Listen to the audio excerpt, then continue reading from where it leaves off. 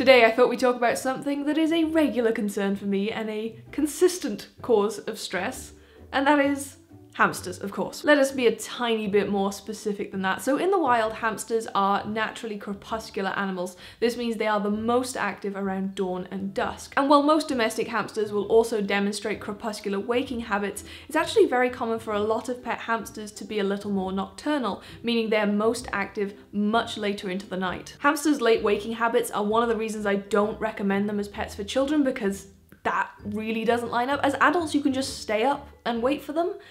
Kids can't really do that. However, even as an adult owner, there will be times where you don't see your hamster for an entire day, sometimes longer, because your waking and sleeping habits just don't line up. Now, your hamster not seeing you for 24 hours is not necessarily going to impact them in any way, but you not seeing your hamster for 24 hours is probably going to do what it does to me and freak you the heck out. 99% of the time when this happens, the hamster turns out to be just fine, but it doesn't stop me from still, after all these years, panicking when I haven't seen them for 24 hours.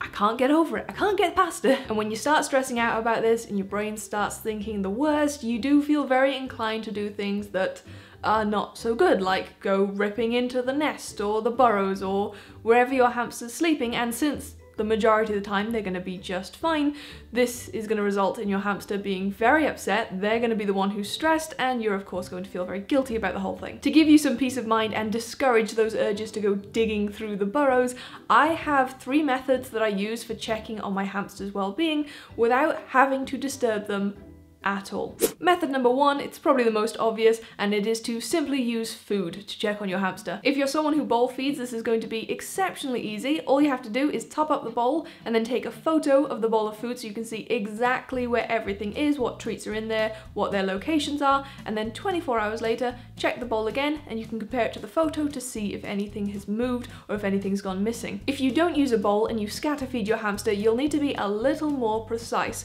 Pick very specific items of food that you know your hamster loves, ideally healthy items of food, and place them in areas you expect your hamster to frequent when they're awake. I would recommend placing the food right in front of their nest, or at least where you think their nest is, right in front of their wheel, and also right in front of their water source. These are the 3 places they are the most likely to go when they're awake. You should be able to check back in those 3 locations the next day and see whatever nice bit of food has either been moved or is gone completely. Method number 2 is to check if your hamster has used their wheel overnight, and you can do this simply by taking a marker pen and leave a tiny little dot either on the outside or inside the wheel, wherever you prefer, and then positioning it so that dot is at the bottom of the wheel when you leave them. Check back 24 hours later and that dot should have moved to a different position. And method number 3 requires you to have a sand bath. This has been my go-to method for ammonia because he loves using his sand bath, although I'm aware not every hamster has a sand bath, so if you don't, the other methods are there. Anyway, for this method, you just need some kind of smooth tool like the back of a spoon. That's what I usually use. And you just want to smooth out all the sand in their sand pit or their sand tray. In fact, if they have a small sand bath, you could always pick it up and just give it a shake to smooth everything over. And once again, when you check back 24 hours later, hopefully there should be tiny little footprints in it and some obvious signs that your hamster has been in there, been rolling around, moved things about, and that they are okay. All 3 of these methods can be used completely independent of each other. You can just use one if you want to. I recommend using at least 2 or 3 of them together. Now, if you use any of these methods and 24 hours passes and nothing has changed, nothing's been disturbed, nothing's been moved, then you have permission to go into their burrows and go looking for them. But if you're going to go do this, do it gently. Make sure you're being very slow when you go through the burrows. Dig it out very slowly so you're not going to disturb them if they are fine and if they just happen not to have touched anything, which would be kind of odd, but you know, happens sometimes. Going through the burrows should be an absolute last resort if you genuinely think that something has happened, if your hamster is sick or worse.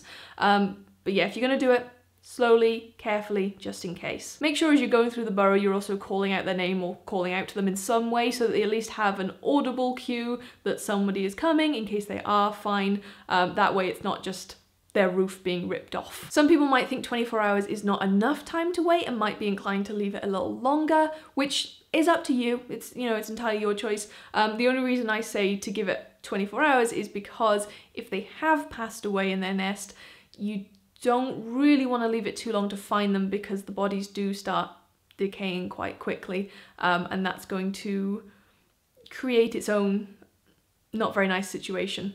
Trying not to be too morbid about this, I think you get what I mean. I hope these methods will be as useful to you guys as they have been for me, and if you have any of your own methods you'd like to share, feel free to do so in the comments down below. Thank you so much for watching, and I will see you guys whenever I see you.